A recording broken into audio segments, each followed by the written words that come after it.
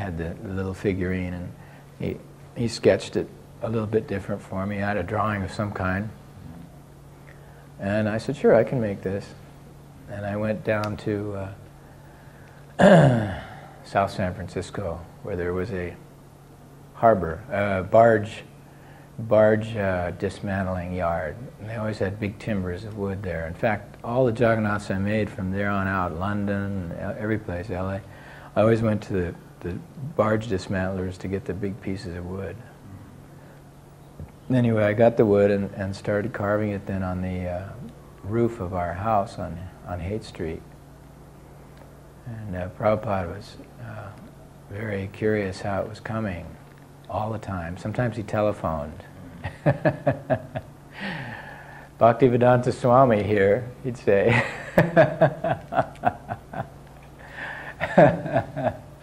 Swamiji, how are you? Some devotees, when they first met him, wanted to shake his hand. We didn't know yet how to deal with all this. Prabhupada was letting us in very easily. And of course, you look at Jagannath, my God, how could anything be so outlandish? I mean, this is Gary. This is so... if it could only have happened in 1967 in the Haight-Ashbury at San Francisco, California, for the last 10,000 years, it could only have happened there at that time, that people would automatically, without batting an eye, accept this is God and go with the program. Oh, that's God, okay. Cool. At least we don't know what he looks like now. So, one day Prabhupada paid a surprise visit to my apartment. I was carving out on the roof of the, and there was a window that connected the roof with the apartment. I looked up and saw him leaning out the window in the apartment. Oh, so I went in and brought him to Jagannath. I showed him how I had to fill some of the spaces that. I asked him if it was all right to use plastic wood and so on to fill some of the rotted parts of the wood. Yeah, no problem. And Prabhupada was very practical in that sense. So it was done. But at the time, Bhalati reminded me of this. Prabhupada hadn't even told us really to stop smoking or anything yet. And he was gradually, we used to, God forgive us, we used to run out of his early lectures out on the street in front of Frederick Street and light up. Prabhupada. Anyway, I had a pack of cigarettes sitting on the floor there, and Prabhupada just walked by them, and with his cane he went, "Pwah!" and knocked them across the room, and just kind of looked at me and said, "You shall not smoke cigarettes anymore." And we had a dog too in the room, in the apartment.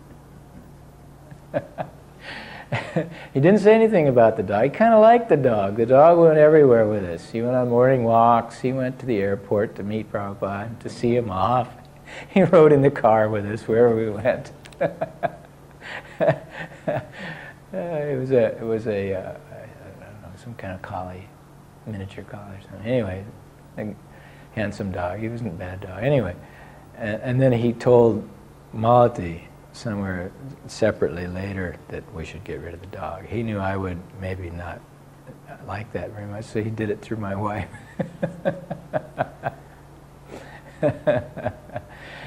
Oh, Prabhupada, he was so expert in trapping us into the most outrageous movement.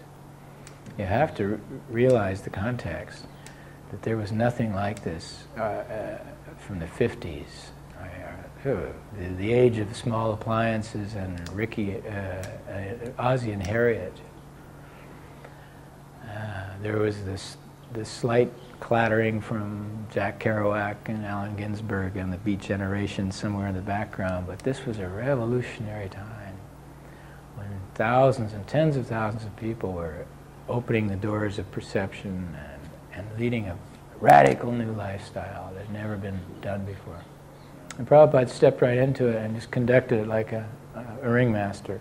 He was right at home in the middle of it. But from that one Jagannath, to get back to your question, the one Jagannath, then he wanted them installed in in other temples too, and the other temples would request them. So I made a set for New York and Los Angeles after that, and I think maybe Santa Fe or someplace else. Prabhupada was so compassionate with those around him as well, his devotees, and every living entity that came into his purview was treated in a very compassionate way. I remember in the early days, what struck me, something very compassionate he said to me that made me feel good thereafter. I had, for something I had done prior to meeting Prabhupada, the law had finally caught up with me, and I had to go to jail. I didn't think it was going to be for a long period of time, but I knew it was going to be a month or two. So I went up, and Prabhupada was in San Francisco at the time, so I went up to say goodbye to him. I said, Prabhupada, I have to go away for a while. And he says, oh, where are you going? I said, well, I have to go to jail for something I did in the past. And he says, never mind. He says, Krishna was born in jail.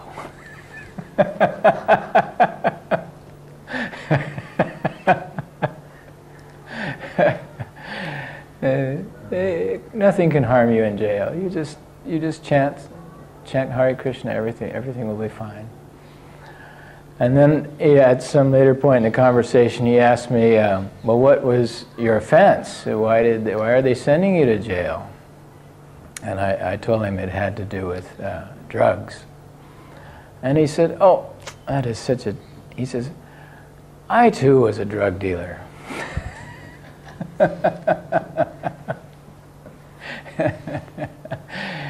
He told me that once when he was, I guess he was dealing drugs, or chemicals and medicines in Allahabad and other places, and he said once some unscrupulous men approached him to use his opium buying license to illegally, and he refused to do it. Early on, in 67, maybe even, or early 68, I had proposed to Prabhupada that I would go to London and meet the Beatles. This is what I wanted to do. And I didn't realize I had thought about it at all early on. I thought it was an idea that we all came up with later, but apparently that idea grew in Prabhupada's mind, because then he sent a letter to Mukunda later in the spring of 68 saying, what do you think of Shamsundar's idea to go to London and meet the Beatles? It was never to start a temple, it was to meet the Beatles. But somehow or other the idea grew, and the jail episode that I was telling you about earlier, the government actually, one day, even though we were stone broke, I actually got a check in the mail one day for a couple $1,000s, which was evidence being returned from that trial that I'd had in my pocket at the time of arrest. Suddenly we had all this money, and I asked Prabhupada, I got together with Mukunda and Gurdas and Jamuna and the others, and we made a kind of a plan, a proposition to Prabhupada that we all go to London. So he had given his sanction that we could go. We would use this money for all of us to go. But Malati was pregnant. We had to wait until she gave birth to Saraswati, and then a few months later till she could travel. So it was pretty well set for August of 68 that we would go. And meanwhile, Prabhupada was in Montreal, up there in Canada. He had to go for some visa problems. And so we were on our way to London. We said goodbye to everyone in San Francisco, packed up, and we were on our way to London via Montreal. Malati brought Saraswati in to meet Prabhupada. The first child, I had called Prabhupada on the phone to tell him that she had been born and what was her name to be, and he said, Saraswati, over the phone. So she was named right on by Prabhupada over the phone. And then when he met her, he just lit up. She was really the first child born in the Krishna movement. And he just lit up like a light bulb, grinning ear to ear, and beckoned, and Malati brought her over. She just held her like this, just a swaddling, 2 months old child. And finally he made the motion that somebody should take the child. He says, he says, otherwise people will say, what kind of sannyasi am I?